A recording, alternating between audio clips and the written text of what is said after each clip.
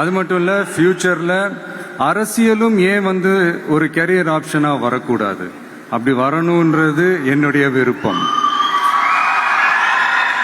நல்லா படித்தவங்க அரசியலுக்கு வரணுமா வேண்டாமா? உங்களை தான் கேட்குறேன். நல்லா படித்தவங்க அரசியலுக்கு வரணுமா வேண்டாமா? நல்லா படித்தவங்க தலைவர்களாக வரணுமா வேண்டாமா? ஓகே, உங்கள் ஆர்வம் எனக்கு புரியுது. பட் இப்போதைக்கு படிங்க, மீதி எல்லாம் அப்புறம் பார்த்துக்கலாம். அதே மாதிரி நீங்கள் படிக்கும்போதே மறைமுகமாகவே நீங்கள் அரசியலில் ஈடுபட முடியாது. எப்படின்னா ரொம்ப சிம்பிள். நீங்கள் ஒன்றும் இல்லை, நீங்கள் டெய்லி இந்த நியூஸ் பேப்பர்லாம் படிங்களேன். படிக்க படிக்க உங்களுக்கே தெரியும், ஒரே செய்தியை ஒரு நியூஸ் பேப்பர் ஒரு மாதிரி எழுதுவாங்க, அதே செய்தியை இன்னொரு நியூஸ் பேப்பர் இன்னொரு மாதிரி எழுதுவாங்க.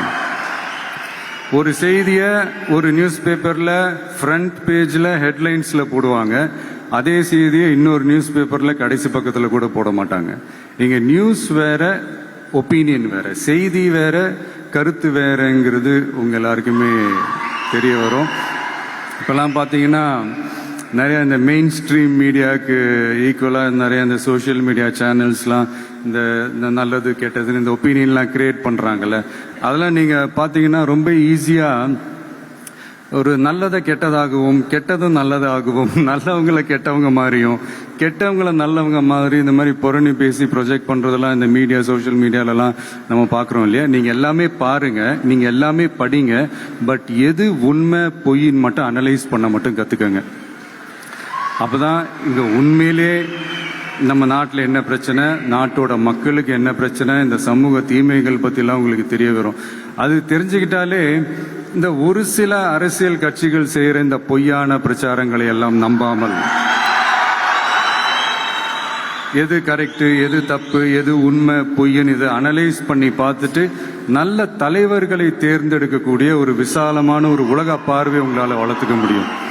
அது வந்துட்டாலே அதை விட ஒரு சிறந்த அரசியல் வேற எதுவுமே இருக்க முடியாதுங்க. அதை விட நம்ம நாட்டோட வளர்ச்சிக்கு நீங்கள் செய்ய போகிற அந்த பங்களிப்பு வேற எதுவுமே இருக்க முடியாது. ஃபைனலாக ஒரே ஒரு சின்ன விஷயம், friendship adds fragrance to life. அதில் எந்த மாற்று கருத்துமே கிடையாது. ஒரு கட்டத்துக்கு அப்புறம் பேரண்ட்ஸுக்கு அடுத்தபடியாக, இன்னும் சொல்லப்போனால் பேரண்ட்ஸை விட அதிகமாக நண்பர்களோட டைம் ஸ்பெண்ட் பண்ணக்கூடிய அந்த ஒரு சூழ்நிலை ஏற்படும். அதனால் நல்ல நண்பர்களை தேர்ந்தெடுங்க. நீங்கள் கேட்கலாம், நட்புன்றது அதுவாக அமையிறது தானே, நாம் எப்படி சூஸ் பண்ண முடியும்னு. அது ஒரு விதத்தில் கரெக்டு தான். அதனால் நான் கொஞ்சம் வேறு மாதிரி சொல்கிறேன். இப்போது உங்களுடைய இந்த நட்பு வட்டாரத்தில் இப்போ ஏதோ ஒரு விஷயம் தப்பாக இருக்குது அப்படின்னா, இப்போது அதில் சில பேர் இந்த தவறான பழக்கங்களில் ஈடுபட்டிருந்தாங்கன்னா முடிஞ்சால் அவங்கள நல்வழிப்படுத்த பாருங்கள். இந்த தவறான பழக்கங்களில் மட்டும் ஈடுபடாதீங்க, ஈடுபடக்கூடாது. நான் முன்னாடியே சொன்ன மாதிரி தான், உங்களோட அடையாளத்தை எக்காரணத்தை கொண்டு இழந்துடாதீங்க. Don't lose your identity at any cost. இது நான் ஏன் இவ்வளோ வலியுறுத்தி சொல்கிறேன்னா, இப்போ ரீசெண்ட் டைமில் நீங்கள் பார்த்தீங்கன்னா நம்ம தமிழ்நாட்டில் இந்த போதை பொருட்களுடைய இந்த பயன்பாடு அதெல்லாம் முக்கியமாக யங்ஸ்டர்ஸ் மத்தியில் ரொம்பவே அதிகமாயிருச்சு. ஒரு பெற்றோர் என்ற முறையில், ஒரு அரசியல் இயக்கத்துக்கு தலைவர் என்ற முறையில் எனக்குமே ரொம்ப அச்சமாக தான் இருக்குது. சொல்லலாம், இப்போ இந்த போதை பொருட்கள்லாம் இதெல்லாம் கண்ட்ரோல் பண்ணுறது அரசோட கடமை, இதெல்லாம் யங்ஸ்டர்ஸ் இதிலேருந்து காப்பாற்றுறதெல்லாம் அரசுங்களோட கடமை. இப்போ ஆளும் அரசு அதெல்லாம் தவற விட்டுட்டாங்க அப்படின்றத பற்றிலாம் நான் இங்கே பேச வரல. அதுக்கான மேடையும் இது இல்லை. நான் என்ன சொல்ல வரேன்னா, சில நேரத்தில் அரசாங்கத்தை விட நம்ம லைஃப்பை நம்ம தான் பார்த்துக்கணும், நம்மளுடைய சேஃப்டியை நம்ம தான் பார்த்துக்கணும். ஸோ உங்களுடைய செல்ஃப் கண்ட்ரோல், உங்களுடைய செல்ஃப் டிசிப்ளின் அதை மட்டுமே வளர்த்துக்கோங்க. Say no to temporary pleasures, say no to drugs. எனக்காக இது ஒரே ஒரு வாட்டி ரிப்பீட் பண்ணுறீங்களா? Say no to temporary pleasures,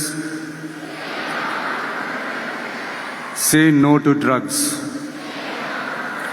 இன்னும் ஒரே ஒரு வாட்டி please. Say no to temporary pleasures, say no to drugs. Thank you. இந்த உறுதிமொழியை நீங்கள் எல்லாரும் எடுக்கணும்ட்டு நான் ரொம்ப தாழ்மையுடன் கேட்டுக்கிறேன்.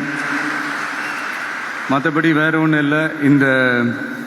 இந்த தேர்வில் தேர்ச்சி பெற முடியாதவங்க, நினச்ச மாதிரி மார்க்ஸ் எடுக்க முடியாதவங்க ஒன்றும் லைஃப்பில் எதுவும் டிசப்பாயிண்ட் ஆகாதீங்க. வெற்றி தோல்வி ரெண்டுமே ஈக்குவலாக பேலன்ஸ் பண்ணி போக கற்றுக்கிட்டாலே போதும். தோல்வி நம்மக்கிட்ட வர்றதுக்கே பயப்படும்.